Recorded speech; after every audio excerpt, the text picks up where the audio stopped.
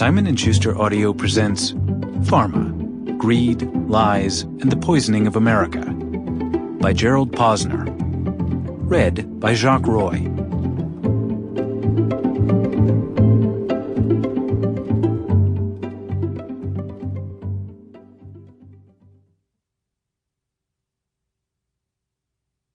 To Tricia, my muse and eternal love, all things are possible only with you.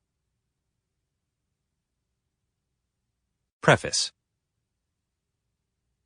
James Phelan, a legendary reporter, gave me the idea for a book about the pharmaceutical industry over 20 years ago.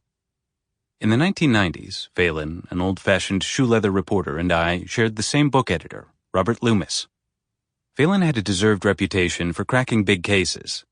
The New York Times had dubbed him one of the country's finest investigative journalists. Unmasking Clifford Irving's autobiography of Howard Hughes as a hoax was his biggest scoop. I had met Phelan while researching Case Closed, my reinvestigation of the JFK assassination. In the late 1960s, his groundbreaking reporting exposed that New Orleans District Attorney Jim Garrison had falsified evidence in his criminal probe of whether there was a Big Easy conspiracy link to the assassination. In the summer of 1997, I called him for some advice on my examination of the Martin Luther King Jr. assassination. We also talked about the state of investigative journalism. Phelan, not someone I knew to indulge in nostalgia, reminisced that he thought it had changed mostly for the worse. The trend toward ever shorter deadlines made it tougher, he thought, to undertake long-term investigations.